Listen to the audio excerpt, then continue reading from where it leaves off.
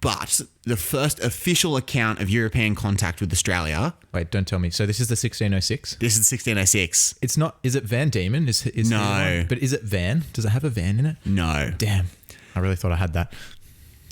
Yeah, Van Diemen was a person. So Van Diemen was a person for the Dutch East Indies. So he kind of ran the Dutch East Indies. Right. And so basically, like, his boy Abel Tasman named Tasmania after Van Diemen. And then everyone else is like, no, mad respect. You get Tasmania. And then Abel Tasman's like, oh no, this totally backfired. This is embarrassing, isn't it? So, 1606, there's a guy called William Janssen. Not Van, but Jan. So close. Okay. So William Janssen. I actually, don't know if I've really heard that name. No one really knows him. Yeah. Like, it's spelled Janszon. Yeah, wow. Yeah, he really sounds like a Dutch regen on FIFA or whatever. Like he sounds made up. He wants to come and ask me for playing time in the Champions League final. Hey, Gaffer, doing. So William Janssen, he leaves the Dutch East Indies and he sails to the south of New Guinea. As he sails to the south of New Guinea, he actually crosses the Torres Strait and ends up in Cape York in northern Queensland. Wow. He still believes he's in New Guinea though. So he believes that this is rather than it being a strait, he thinks it's a bay. And he thinks that the bay comes to a close and that he's still convinced that he's in New Guinea. He then sails down the left side of the north coast of Queensland. So if it's a horn. Towards like Darwin and stuff. Yeah. Yep. Or I guess the west side to be, right, depending on what way you're facing. West side. So he sails down and basically he's like, oh, do we pull up here? Do we pull up there? He eventually pulls up in land that was controlled by the wik-mungkan people. So Indigenous Northern Australians. Yep.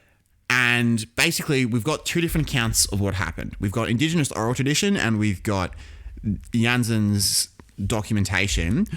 Before we go dismissing oral tradition, it is really important to note that, like in ancient Jewish culture, that cultures that don't have writing, that don't have yet what we would call European writing. Obviously, there's still rock paintings and that sort of stuff. Yep. But what we would call European style writing, cultures that rely on oral tradition, because they're reliant on it, do it really well. And so, like, before we go saying, oh, well, oral tradition as Chinese whispers over 500 years, in those cultures, no, not really. And same thing goes for, like, say, ancient Jewish culture. The reason why a lot of the Hebrew Bible was passed down fairly intact was because people literally committed the entire Old Testament to memory. And again, they don't have phones or whatever that do all the memory storage for them. So they use their memories constantly, and their memories are significantly better than ours in preserving testimony. So we have oral tradition that has been passed down from the wik-mungkan people about this first encounter. We have Janssen's diaries. They're contradictory in the sense that Janssen has this clear European view of they're barbarians and they kind of just started killing our men. And he was like, the thing that he was most offended by wasn't that they would kill Dutch people, because he's like, that kind of comes with the territory. It's that they didn't want to trade. And that was his big thing, was that he was like, Wait, come on, give me your bumpy Benji Marshall. Come on. Dude, don't be a dog. No, Mum said I can't. So that was pretty much exactly the kind of spirit that Janssen felt. And he was like, as if you wouldn't want to trade with us. We've got, like Dutch East Indies, it's basically like a merchant conglomerate that specializes in trading. And he was like, why would you not want to trade? The Indonesians want to. Come on, like, surely you would want to trade with us as well. And they've just got no interest in trading with the Europeans. The Indigenous oral tradition is that Janssen's men rocked up and were extremely violent towards them, and that they raped their women. That is quite common in kind of 1500s to 1800s colonial exploration. There is a fair amount of rape that does come with it, because they've got this attitude of like, these are not documented people. We're in a foreign territory. We technically are under the law of the crown, but you know, what are they going to do? There's no way they can kind of enforce this or police this or anything like it. And it is much more common in those overseas territories when compared back to Europe. Yeah. And so probably both accounts are true. There's contradictory elements, both of it. There's probably like the indigenous wik-mungkan people would have certainly responded with violence, but it's probably not likely that they led with violence. And it's also not likely that the wik-mungkan people were like, yeah, come on in, Doc, just make yourself at home here. Yeah. Of course, there would have been an element of territoriality about it. So Janssen basically, two of his men were killed, and they're like, okay, we got to get out of here. And he sails north and back out to the Dutch East Indies. He goes home to Holland and reports on his finding. And basically he's like, yeah, we found this weird part of New Guinea where people, like the indigenous people killed two of our own. And it's kind of this big story, but it's not huge because they still think they're in New Guinea. What happens a couple months later, a guy called Luis de Torres. I just like the way you pronounce it. Luis de Torres. He's Spanish. I see. And he sails in between New Guinea and Australia, and he's like, hold up. This is not like, this is a strait. This is not a bay. Interestingly, Luis de Torres never makes contact with Australia. So he's still unaware about the existence of Australia. But he knows that New Guinea cuts off a lot further north than what Janssen thought it did. Yeah. And so he sails through the strait, completely missed the existence of Australia. And so word gets back that Luis de Torres has sailed through the Torres Strait. And Janssen's like, that's impossible. Because so is that how it gets its name? Yeah, exactly. Yeah, right. Yeah, it's got nothing. Torres Strait Islander people didn't name it. Like, it's not named after them or anything. That's so interesting that like the term Torres Strait Islander reflecting indigenous people is just named after a Spanish European. Yeah, not even like, not from a country that had no colonial interest in Australia. Yeah. It's after a Spanish dude. Yeah, right. Yeah. Huh. The more you know. Have I told you about the time that I thought Indigenous and Torres Strait Islander meant Indigenous or Torres Strait Islander, and that everyone who wasn't Indigenous was Torres Strait Islander, and I ticked Torres Strait Islander on it? I think you're not the first person to do that. I think I've heard other stories. Well, I'm certainly not Aboriginal, so that must mean I'm Torres Strait Islander. Yeah, a bit of an embarrassing moment when in year 4 we did learn about the Torres Strait, and I realised that I'd done a very big silly. But basically, he sails through the Torres Strait, and so Europe's like, geez, Janssen was wrong. Janssen, wherever Janssen was, he was not in New Guinea. And word starts to kind of spread across Europe that there is this great southern landmass.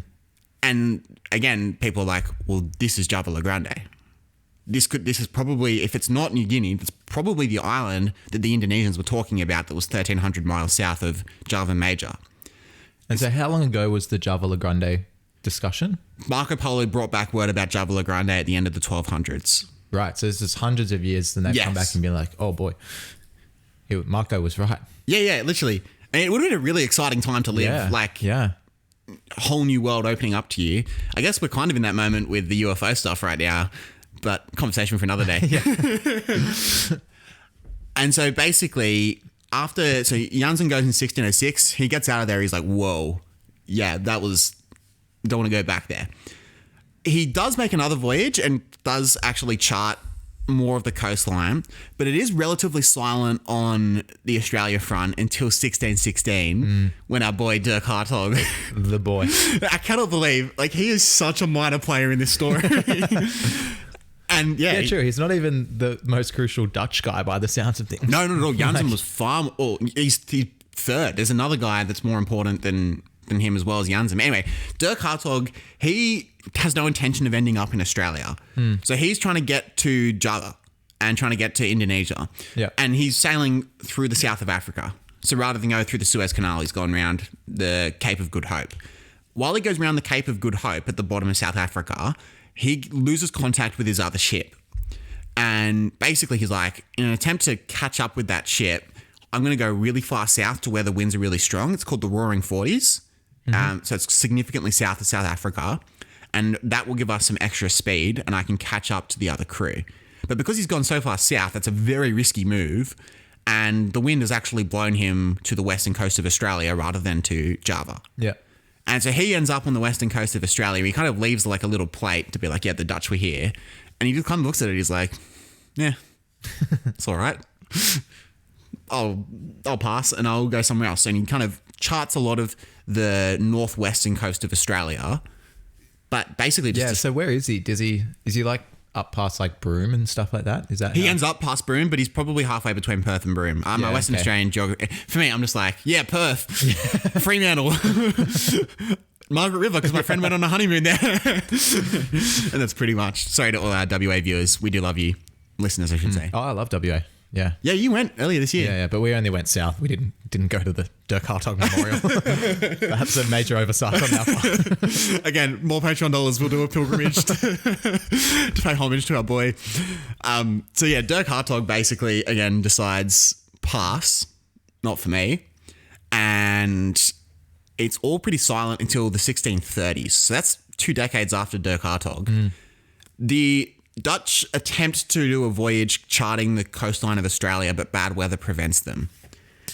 That was until 1642 when they get another bite at the cherry.